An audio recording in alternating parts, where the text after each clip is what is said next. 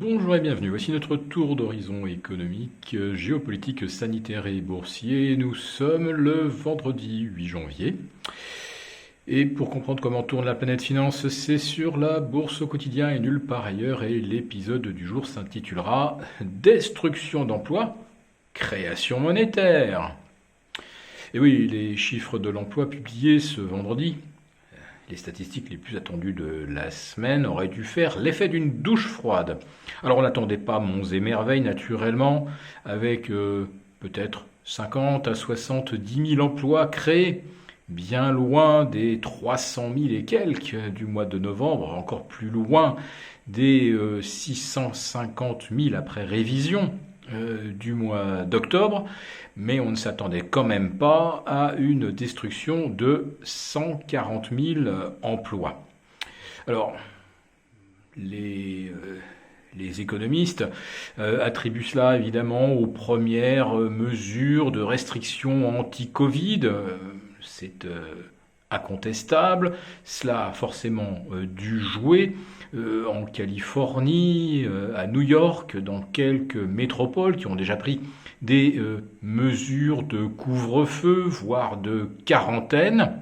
Mais la tendance, la trajectoire depuis septembre, elle est quand même impressionnante, avec donc une diminution pratiquement de moitié des créations d'emplois entre septembre et novembre, et on bascule dans le rouge déjà au mois de décembre. Mais après avoir un peu tiqué, les opérateurs ont vite repris leurs esprits. Oui, si l'économie américaine ne crée plus d'emplois, c'est qu'il faut la stimuler fortement. Alors, on sait que Janet Yellen, la future secrétaire d'État au Trésor, est plus que favorable à une relance keynésienne aux États-Unis. Enfin, c'est une relance qui a déjà rajouté 10% de PIB sous forme de liquidité en 2020. Et malgré cela, le marché de l'emploi s'essouffle, alors que rajouter 10% d'équivalent PIB américain sous forme de nouveaux plans en 2021 sera plus efficace. Il s'agit quand même là de retrouver, de recréer 10 millions d'emplois qui ont été perdus en 2020. Les États-Unis en avaient perdu jusqu'à moins 33 et il s'en est recréé depuis avril dernier environ 22 millions. Donc il reste encore un tiers à recréer, sans quoi, eh bien, ça pourrait être compliqué d'atteindre les niveaux de croissance, de reprise que l'on anticipait pour 2021, avec des millions de consommateurs en moins ou vivant avec les chèques fédéraux. Des chèques fédéraux qui pour l'instant ne sont pas très généreux, $600 par personne, plus 600 par enfant. Alors on espère que Joe Biden fera rapidement adopter un chèque de $2 000 par ménage dès le mois de février. Enfin, ça ne suffira pas à relancer l'économie américaine. Ce qui n'est pas du tout pour l'instant intégré dans les cours. On est toujours sur la base d'anticipation de rebond de 5 à 6% de l'économie américaine et il va falloir probablement revoir cela fortement à la baisse sur le premier semestre 2021.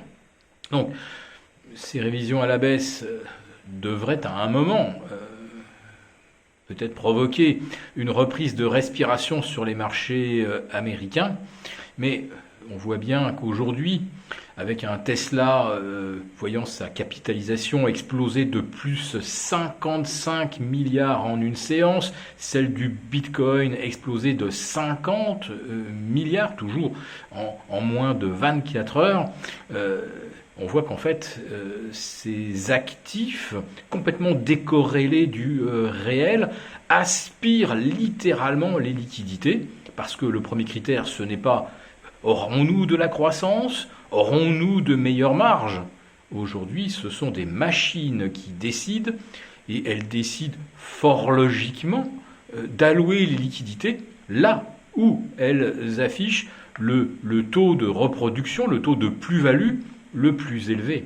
Et plus ces grands attracteurs deviennent du ça gagne à tous les coups, plus les liquidités affluent et vont donc finir par manquer pour soutenir le reste. Et puis, il faut également surveiller maintenant les taux d'intérêt américains qui ont largement refranchi le cap des 1%.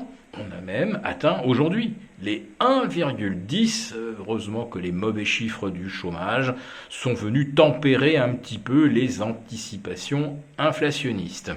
Alors je vous livre quand même ce dernier chiffre parce qu'il est intéressant.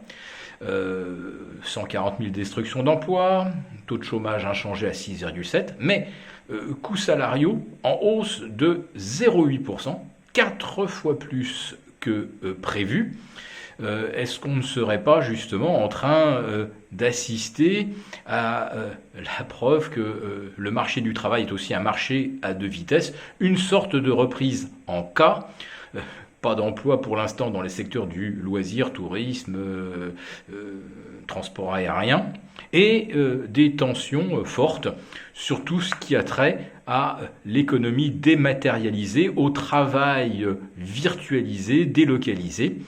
On sait que l'optimisation des conditions de travail conduit nécessairement à des destructions d'emplois lorsqu'il s'agit bien sûr d'automatiser les tâches ou même de les faire effectuer par des salariés situés en Inde.